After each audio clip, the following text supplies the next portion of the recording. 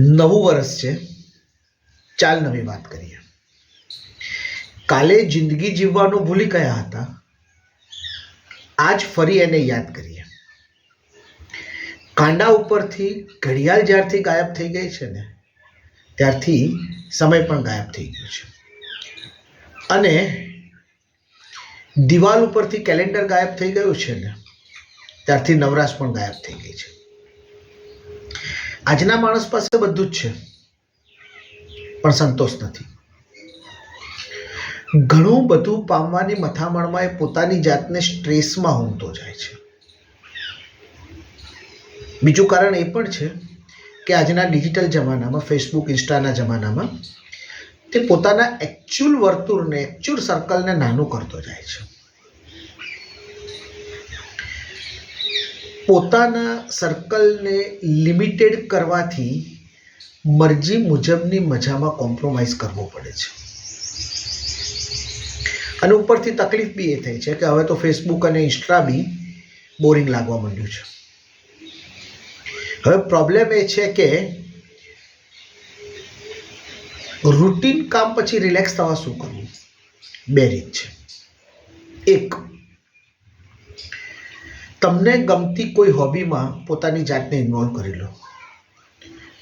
એકલતા ગમતી હોય તો આ રીત સૌથી સરસ છે. અને બીજી અને સૌથી સારી રીત, વધારેમાં વધારે લોકોને મળવાનું ચાલુ કરી દો. વધારેમાં વધારે મિત્રો બનાવવાનું ચાલુ કરી દો. પોતાની જાતને ખુલ્લા આકાશમાં પાંખો આપી દો. ઘણા બધા મિત્રોએ રાજેશ ખન્નાની મૂવી આનંદ જોઈ હશે. હમણાં થોડાક સમય પહેલાં આવેલી બીજી મૂવી મુન્નાભાઈ MBBS પણ જોઈ હશે. બંને ફિલ્મનો સાર એક જ હતો કે પોતાની જાતને રિલેક્સ કરો. આનંદમાં રાજેશ ખન્ના સાહેબ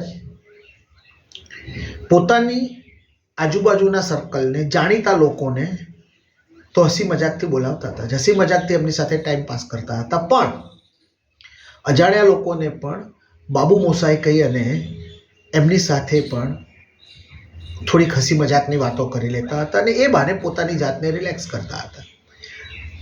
આવું જ હતું મુન્નાભાઈ MBBSમાં. મામુનું સંબોધન કરવાનું, લોકોને બોલાવતા રહેવાનું અને જપ્પીના જાદુથી પોતાની જાતને રિલેક્સ બનાવતા રહેવાનું. તો પોઈન્ટ ઇઝ ધેટ કે આજના બિઝી જમાનામાં રિલેક્સ થવા માટે વધુમાં વધુ લોકોને મળતા રહો. મામો મોજ કર, કંઈક નવી ખોજ કર.